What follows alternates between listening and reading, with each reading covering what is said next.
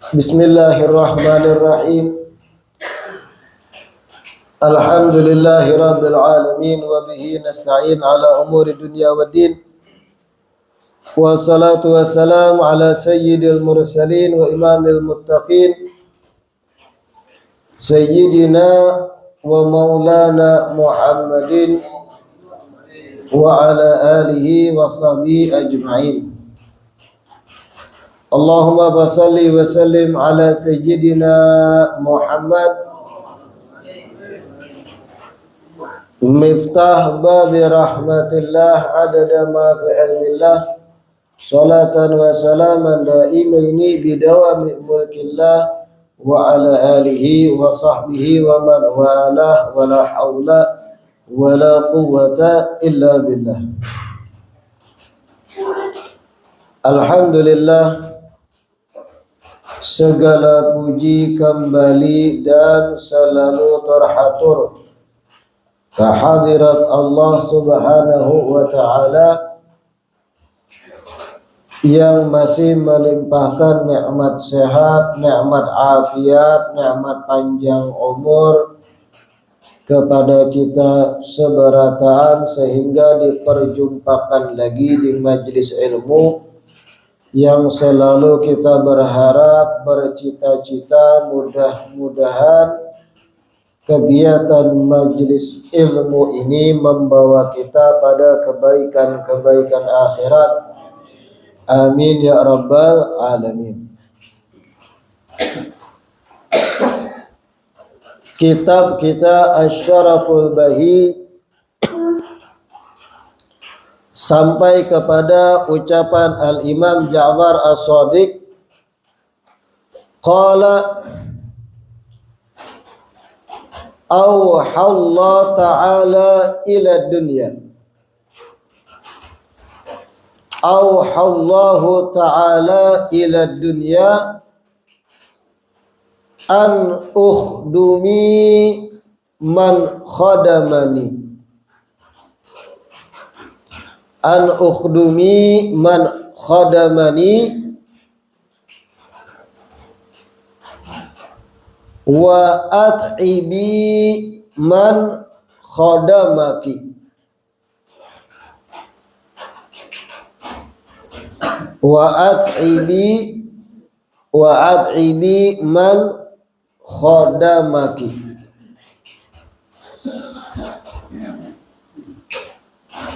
Al-Imam Ja'far As-Shadiq mengatakan bahwa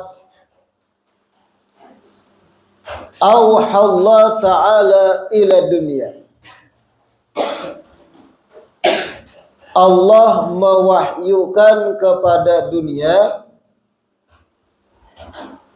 Allah mewahyukan kepada dunia an ukhdumi, layanilah wahai dunia, layanilah wahai dunia man khadamani, orang yang melayaniku, layanilah wahai dunia orang yang melayaniku, wa at'ibi, dan buatlah capek, buatlah capek man khadamaki, orang yang melayanimu, buatlah capek orang yang melayanimu.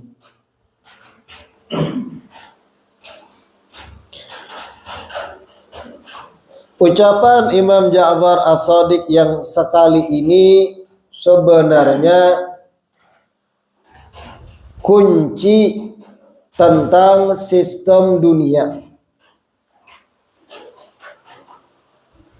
kunci kayak apa sunnatullah bekerja dalam tatanan dunia urusan rezeki.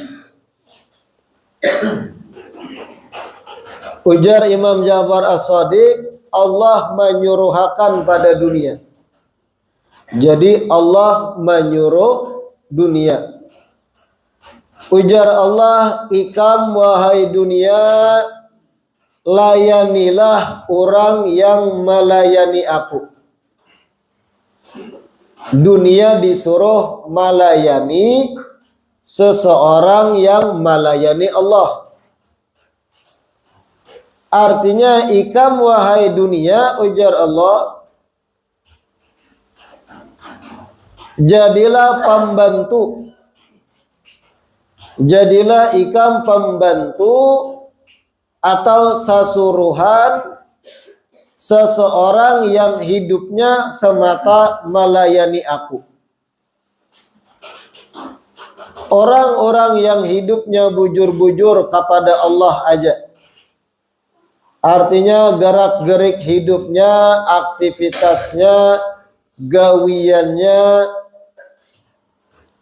diam dan bicaranya kada lepas semata karena Allah. Begawi karena menjalankan perintah Allah hatinya. Beribadah yang wajib bujur-bujur dijalankan. Menjadi hamba Allah bujur inya di dunia. Maka dunia bagi orang yang kaya itu melayani kepadanya. Orang-orang yang ibadahnya baik, lancar, kada tahambur. Urusan rezeki kada banyak berpikir, lancar terus rezeki. Kenapa? Dunia memang disuruh Allah Ta'ala layani ikam hambaku yang melayaniku. Hamba Allah yang melayani Allah itu artinya ibadahnya bujur-bujur lawan Allah Ta'ala. Kalaupun bekerja semata menjalankan perintah mencari yang halal. Ibadah yang wajib kada tertinggalinya. Sambil ikhtiar berusaha niatan mencari yang halal. Perintah untuk mencari nafkah. Yang kaya itu hidupnya dunia itu akan mudah baginya. Dunia akan melayaninya. Apabila profesinya contohnya berdagang di toko. Ada terus kena orang bertukar badahinya. Dunia menggarakakan orang-orang agar berbelanja ke tokonya. Asal orang nang ampun toko tadi khadamallah. Inya bujur-bujur kepada Allah Ta'ala. Ukhdumi wahai dunia, ikam layanilah oleh ikam orang yang melayaniku, ujar Allah. Apalagi kalau bicara para wali-wali Allah itu kita. Para wali-wali Allah itu dunia itu bertawar diri. Bahkan dikisahkan seorang wali besar di Hadramut, Yaman Selatan, yaitu Al-Imam Abdurrahman Al-Jufri Maula Arsyih gelarnya. Imam Abdurrahman Al-Jufri Maula Arsyih ini wali besar di Hadramut. Diceritakan suatu hari ada orang dari daerah Maghrib. Taulah pian daerah Maghrib. Parak mana itu? Parak Isya. Daerah Maghrib itu daerah sekitaran Afrika, Maroko dan sekitar. Itu katakan, kalau ada yang ceramah mengisahkan daerah Maghrib, itu artinya daerah Maroko, Afrika. Ada orang daerah Maghrib, Maroko dan sekitar, Bepenyakitan, satu penyakit yang kronis. Tulak inya ke dokter manapun di zaman itu, tabib-tabib kadang-kadang kawa menyembuhkan.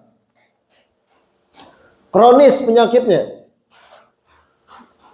Lalu dapat berita tersebar bahwa di Hadramut, Yaman Selatan, ada wali besar yang kalau berdoa kabul. Yang datang wadah sidin hajat terpenuhi. Yaitu Al-Imam Fakhrul Wujud Syekh Abu Bakar bin Salim. Imam Abu Bakar bin Salim. Datuknya Habaib Marga bin Syekh Abu Bakar. Termasuk guru mulia Al-Habib Umar bin Hafid. Datuk Sidin adalah Syekh Abu Bakar bin Salim ini. Wali besar di kota Inat di Hadramut. Berita kewalian Syekh Abu Bakar bin Salim ini sampai ke daerah Maghrib, Maroko. Orang yang berpenyakitan tadi karena putus asa, kada ampih-ampih penyakit, berniat tulak ke Hadramut menemui Syekh Abu Bakar bin Salim. Kalau pina didoakan sidin atau diapai sidin kah? Ampih gitu nah. Ia pun melakukan perjalanan jauh dari Maghrib ke Hadramut, Yaman Selatan. Singkat cerita, berapa minggu, berapa hari panjang perjalanan sampailah ke kota Inat. Sampai ke kota Inat, ditakdirkan berjumpa Syekh Abu Bakar bin Salim. Mengadulah tentang macam-macam yang ia idap. Ulun kayak ini, ulun garing, sakit, begini-begini. Lalu Al-Imam Syekh Abu Bakar bin Salim mengatakan, pian untuk kayak ini datangi ke kota Gurfah. Ada kota Gurfah ngarannya. Antara kata Inat dan Gurfah itu lumayan puluhan kilo. Ya mungkin kisaran 50 kilo lebih. Pian ujar Syekh Abu Bakar bin Salim tulak ke kota Gurfah. Di sana ada Al-Habib Abdurrahman bin Muhammad Al-Jufri Maula Arsyih. Minta tolong lawan Sidin sana. Sidin paham urusan kayak itu maksudnya. Padahal Al-Imam Abdurrahman bin Muhammad Al-Jufri ini murid pada Syekh Abu Bakar bin Salim. Sang guru mengarahkan orang datang pada muridnya. Ujar Syekh Abu Bakar bin Salim pergi berangkat sana pada Abdurrahman bin Muhammad Al-Jufri di kota Gurfah. Singkat cerita, orang Maghrib ini tulak ke kota Gurfah. Sampai ke kota Gurfah bertakun di mana rumah Habib Abdurrahman bin Muhammad Al-Jufri Maula Arsyih. Diarahkan penduduk, oh di sini alamat Sidin, ada sawah-sawah, ada pehumaan gitu, orang bertanam ladang. Habis itu kena ada rumah di situ. Bahari kan ada Google Map kan. Jadi ciri-ciri itu ladang, pohonnya kayak ini dan sebagainya, bentuk rumah dan yang lain. Singkat cerita berangkat orang Maroko ini, orang Maghrib. Sampai ke ladang yang dimaksud, ada orang lagi bercocok tanam. Menanam gandum. Ya fulan, ujar orang Maghrib. Mana Habib Abdurrahman bin Muhammad Al-Jufri, mana? Batakun lawan petani. Dilihat oleh petani, oh inggih, kasana tuh rumah Sidin di dalam. Tulaklah ke dalam. Sampai ke muka rumah Al-Habib Abdurrahman bin Muhammad Al-Jufri Maula Arsyih. Dikeluari oleh Habib Abdurrahman. Ternyata yang mengeluari orang yang sama tadi yang ditakuni di ladang lagi bercocok tanam gandum. Sama orangnya itu juga. Terkajut orang Maghrib. Nah, pian kah? Iya ajar Abdurrahman bin Muhammad Maula Arsyih Al-Jufri. Lalu masuk ke dalam rumah Habib Abdurrahman bin Muhammad Al-Jufri Maula Arsyih. Dan karamah dari Imam Abdurrahman Al-Jufri ini tajazzu. Apa tajazzu? Membagi awak bersamaan di waktu yang sama. Dilihatkan oleh Habib Abdurrahman bin Muhammad Al-Jufri, dibuka kamar pertama dalam rumah, ada lagi sidin baca Quran. Buka kamar yang lain, ada juga sidin lagi zikir. Buka kamar lain, ada lagi sholat. Jadi karomah luar biasa Al-Imam Abdurrahman bin Muhammad Al-Jufri Maula Arsyih. Yakin sudah orang maghrib. Kayak Pak ada yakin melihat kayak itu. Pian melihat kayak itu ya Pak. Melihat seseorang bisa banyak. Apa yang pian lakukan pertama kali? Amun wahini nih. Pian ambil HP. Wahini kan? Wah. Insta story. Wahini kan gitu. Orang tinggal menjadi video, jangan tak caburi, salamatakan. Lalu berkisahlah orang Maroko, orang Maghrib ini. Wahai Imam, wahai Habib, ulun mengidap penyakit begini-begini, begini-begini. Singkat cerita kita ringkas, diobati Habib Abdurrahman bin Muhammad Al-Jufri, ampih total. Sembuh. Yang mana tabib-tabib dokter kada sanggup. Karena ini karomah seorang wali, selesai. Ini orang Maghrib ini sugih, kaya raya. Lalu menawarkan kepingan emas lawan sidin. Wahai Imam, nah hadiah gasan pian penyakit ulun sembuh. Nah gasan pian wahai Habib Abdurrahman bin Muhammad Al-Jufri Maula Arsyih. Ujar Imam Abdurrahman bin Muhammad Al-Jufri, sini kan. Kita keluar. Setelah keluar, berada di ruang terbuka di luar, beparak je sidin. Sidin pusuti mata orang Maghrib nih. Setelah itu jar sidin, tuh di ujung sana ada gunung. Ika melihati bang gunung tuh jar sidin. Dilihat oleh orang Maghrib gunung tadi. Gunung tadi emas sebukuan. Emas sebukuan. Aku kada hendak punika, mun aku hendak tuh emas. Gunung bertawar sorang jadi emas. Bawa bulik ikam. Wah.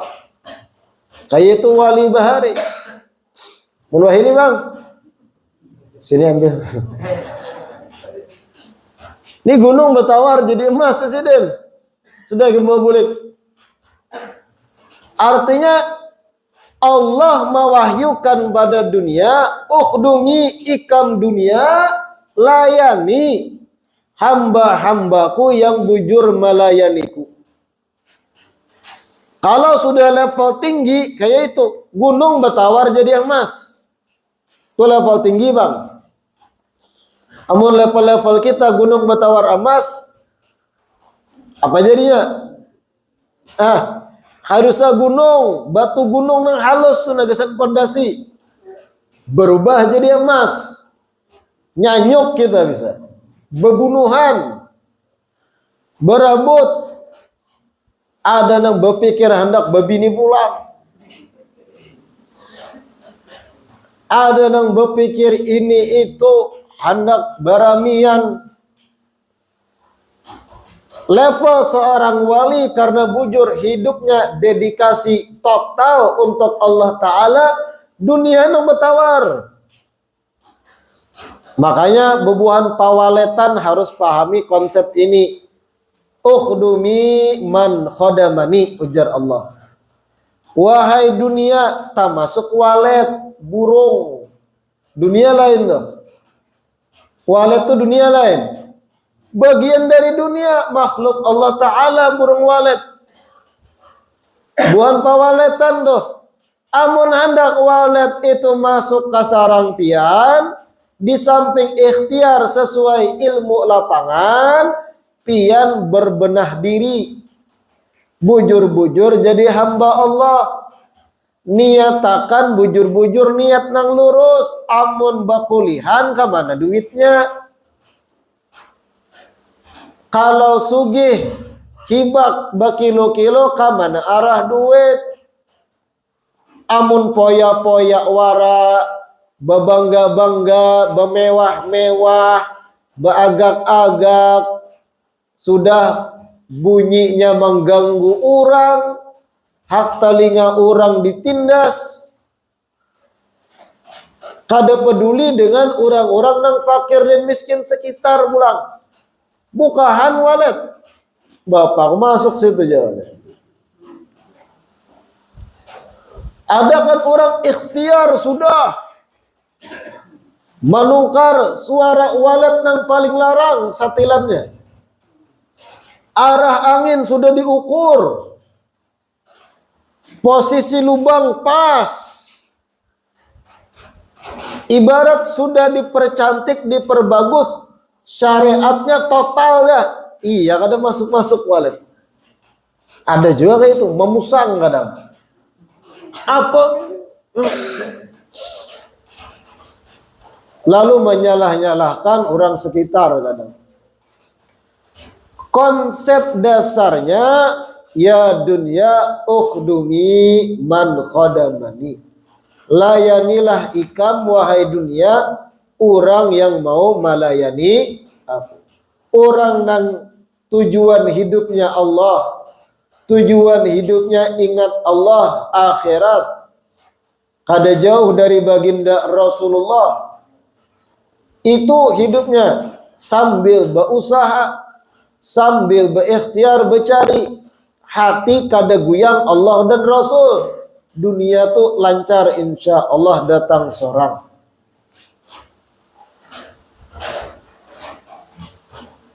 Wa at'ibi, lalu jar Allah selanjutnya, at'ibi ulah uyuh, ulah capek, man khodamaki, seseorang yang hidupnya melayani ikam wahai dunia ai. Ada orang hidupnya ikam wara, tujuannya wahai dunia. Persulit orang kaya itu, jadiakan inya budak ikam. Artinya ada orang-orang di dunia ini hidupnya dunia pikirannya. Duit terus, harta terus. Kadada terlintas akhirat. Kadada terlintas alam kubur. Kadada terlintas hisab hari kiamat. Kayak apa dahsyat padang mahsyar. Kadada pikir lalunya. Kayak apa caranya di dunia ini sugih. Harta melimpah. Atribut melekat pada diri mewah. Orang lain berdecak kagum. Kakawanan seangkatan bertepuk jidat karena merasa kagum. Tujuannya agar orang memandang inya sugih. Itu ara. Ujar Allah, orang kaya itu, wahai dunia, uyuhakan inya. Jadikan inya budak ikam. Bujurai sugih inya, tapi uyuh. Bujurai berduit, inya berhimat, berusaha, banyak duit, tajir, sugih, tapi jadi budak dunia. Handak goreng, kada bebas, pikiran gelisah, apa yang dipikirkan? Kalau pina maling gana, kalau pina ini itu, kalau pina esok aku mati, kada sawat menikmati. Kayak apa bisnis esok? Bagaimana transaksi besok? Bagaimana mengambil barang lagi? Bagaimana menyuplai barang sedangkan keadaan lagi kayak ini, bensin naik, berapa mana? Pokoknya ruwet hidupnya, jadi budak dunia, otaknya dunia wara. Lagi makan lawan keluarga, sibuk mengurusi urusan dunia. Nah, kada terperhatikan. Ya aja kirim andak truknya ke muka. Oh kena andak hanyar menyuap, ada pulang telepon. Oh ya itu kena kirim makan alamatnya A. Wah, inya merasa sibuk usahawan. Sebenarnya inya secara kada langsung dengan kayak itu keadaan budak dunia. Dalam hatinya mungkin, wah aku nih orang sibuk, pengusaha sukses. Orang-orang akhirat memandang ikam budak dunia, kada bebas. Basulah kabala urusan dunia wara. Kada bebas. At'ibi, persulit, ujar Allah, wahai dunia, ulah inya sibuk, behirang, belutung, becari dunia, bujurai berejekian banyak imbahnya. Tapi orang-orang akhirat memandang ikam nang behirang belutung, sembahyang kada, puasa kada, berkhidmat becari rejeki, behirang belutung, basulah rambut, katiak bau neraka. Budak dunia ikam, bujurai berduit imbahnya, tapi ikam budak dunia. Uyuh, jam 8 teguring dah, subuh bangun, tulak pulang, berkhidmat pulang. 20 tahun bekerja keras, bujurai sugih imbahnya. Setelah jalan tahun kedua satu, harus stroke. Menikmati nang 20 tahun belum. Ayo. Duit banyak dah, tapi seorang stroke. Apa fungsinya? 20 tahun tadi berkhidmat begawi jadi budak dunia. Pikirannya tadinya, kena kalau sudah hibak duit aku menikmati. Harau imbah sudah 20 tahun, yang ke-21 jalan stroke. Atau kecelakaan, batis patah. Atau penyakit lain. Artinya at'ibi, persulit, ulah kuyuh. Man khadamaki, orang nang hidupnya mendedikasikan ikam wara jadi tujuan. Ngalih kata gitu. Ngalih. Lebih nyaman nang penghasilan sehari 30.000, 40.000, tapi ibadah jalan, santai hidupnya. Coba pian berjalan ke kampung-kampung nang agamis yang qanaah, rumah halus, WC bahupan bersamaan di jamban, tapi bahagia, lebih bahagia dari yang di kota kadang. Menyeruput kopi itu lebih damai dibanding nang sugi-sugi nang sibuk dunia. Coba orang kampung batapihan baju singlet, menyeruput kopi itu nikmat di kampung pedalaman nang agamis.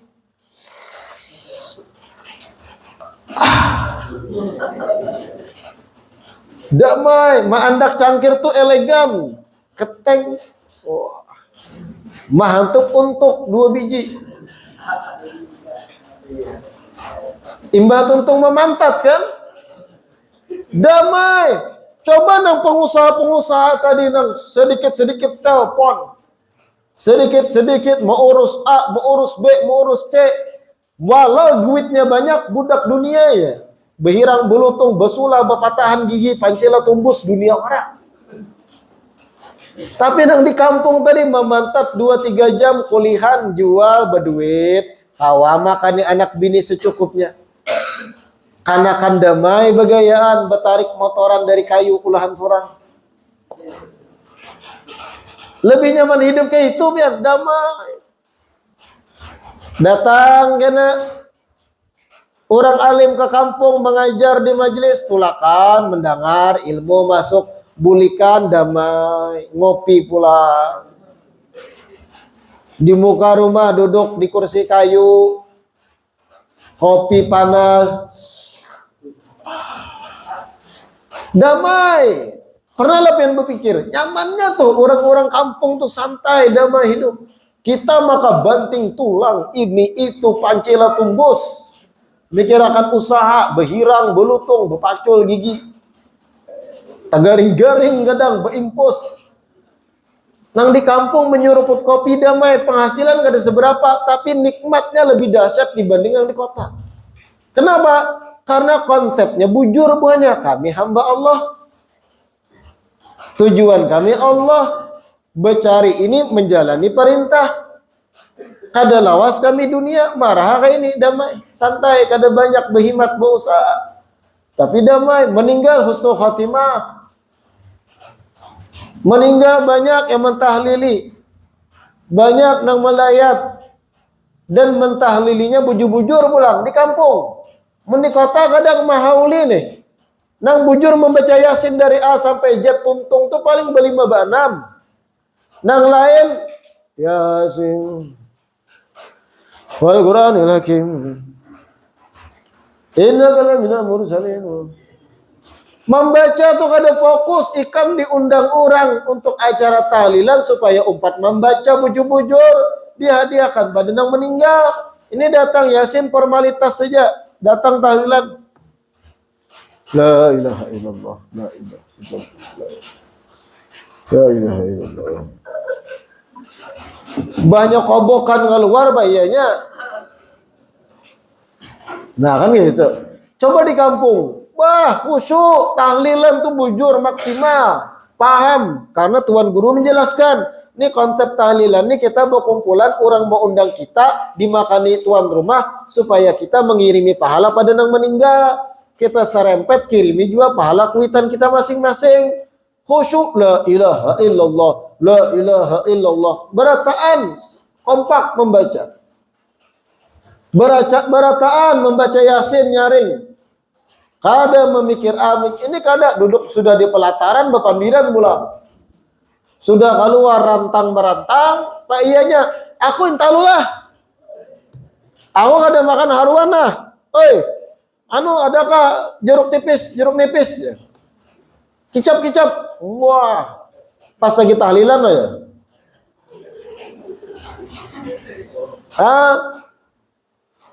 Tujuan pahala untuk dikirim pada yang meninggal. Maulah pahala teguring dikirim.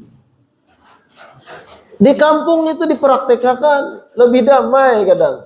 Nampak mereka itu bujur-bujur dunia tuh melayani mereka. Menikmati hidup. Adapun mereka tadi nang duit wara, dunia wara otaknya. Kada berpikir ibadah wajib, jangankan ibadah wajib. Urusan-urusan akidah aja kada mikirakan. Bujurkah sudah cara berimanku? Anakku, biniku bujurkah sudah menutup aurat? Yang intern dalam rumahnya. Coba nang di kampung, wah nyaman, damai biar. Orang nang dunia wara itu pikirannya menikmati hal-hal yang kecil tuh kada bisa ngalih. Coba di kampung, satu seruputan kopi itu bersyukurnya minta ampun. La ilaha illallah. At'ibi man khadamaki, ulah uyuh, ulah capek orang yang melayani ikam, ujar Allah. Kira-kira paham dah? Ya itu. Jadi para wali-wali Allah tuh levelnya tinggi. Kalau sudah level para aulia, dunia tuh bertawar. Dunia tuh datang sorak. Bahkan tadi Al-Imam Abdurrahman bin Muhammad Al-Jufri, gunung bertawar jadi emas. Kayak apa dahsyatnya. La ilaha illallah. Selanjutnya qala al-fuqaha'u umana'ur rusuli.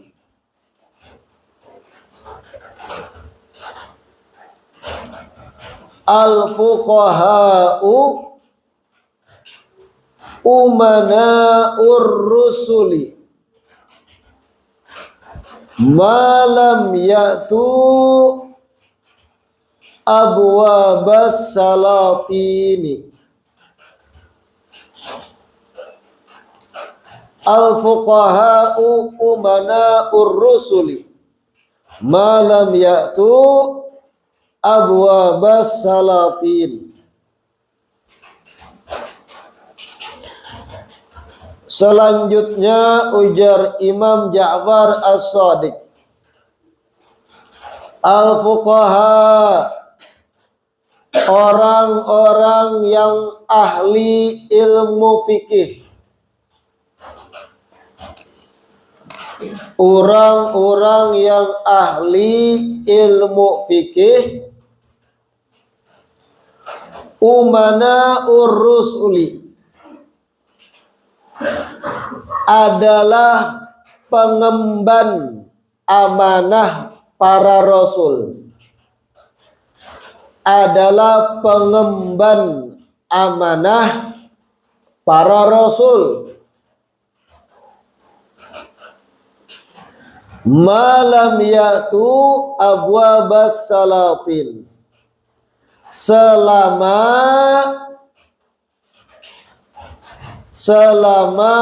orang-orang ahli fikih tersebut, selama orang-orang ahli fikih tersebut kada tulak ke pintu-pintu para raja, selama ahli-ahli fikih tersebut tidak pergi ke pintu-pintu para raja.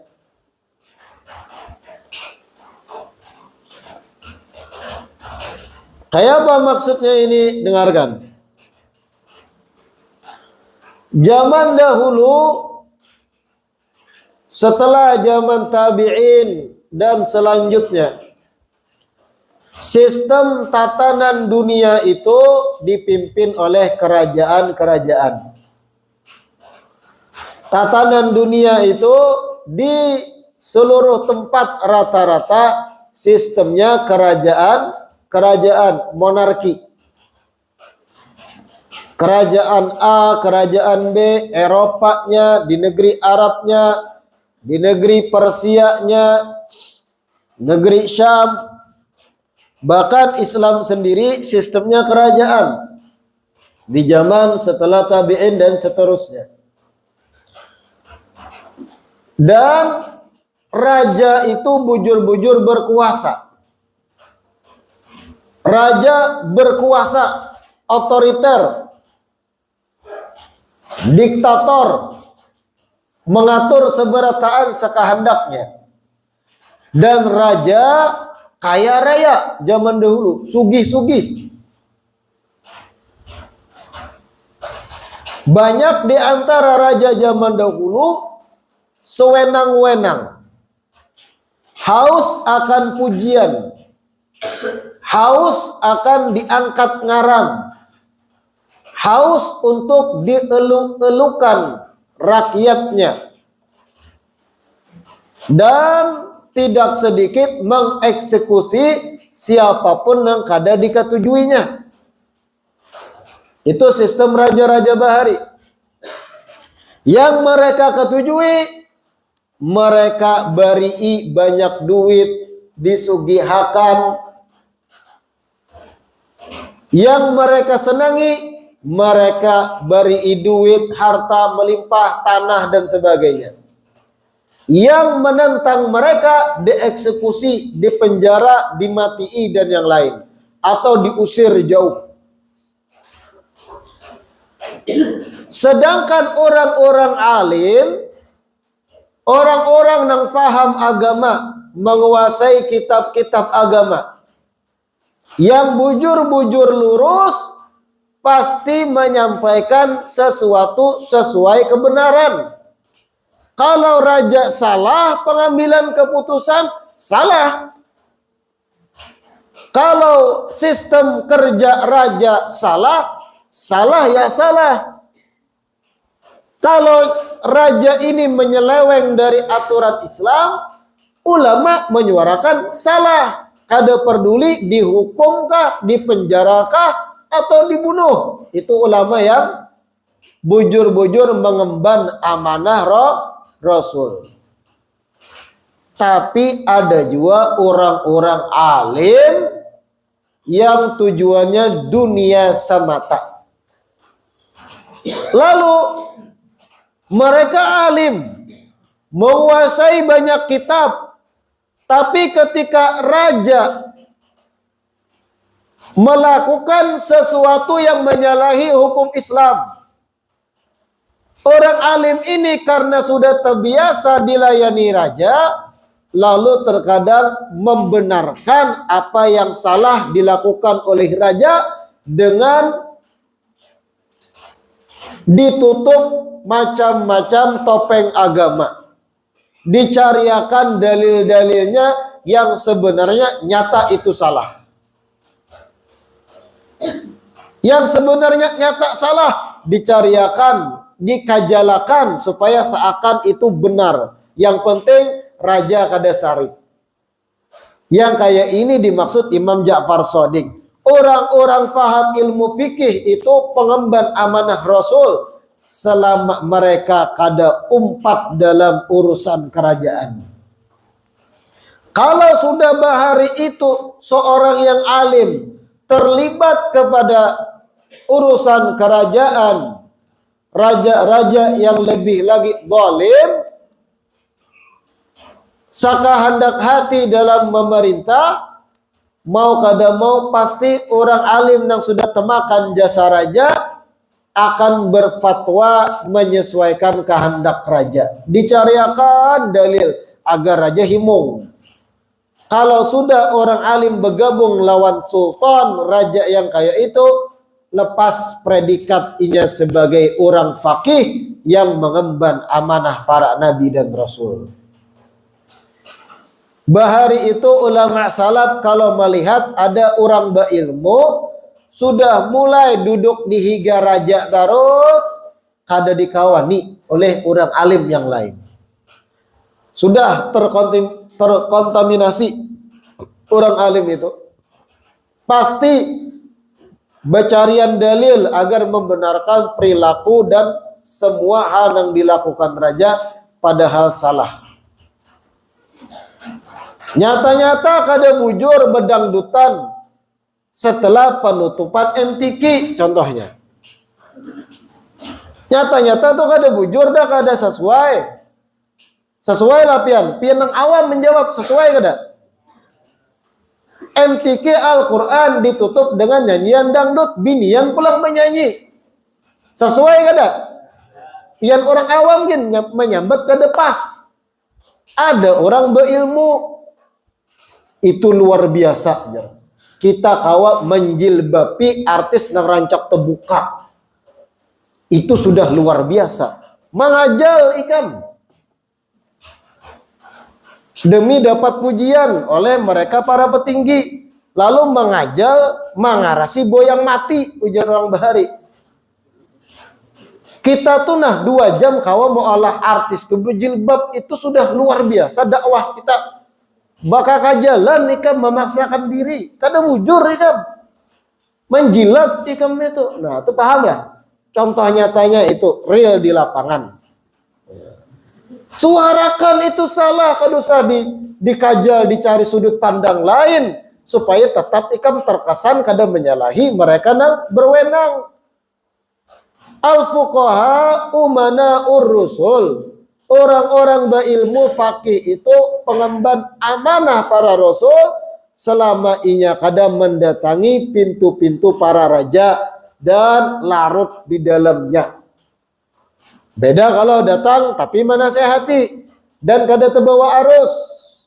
Ini datang memusuti, menjilat bahasa kasarnya.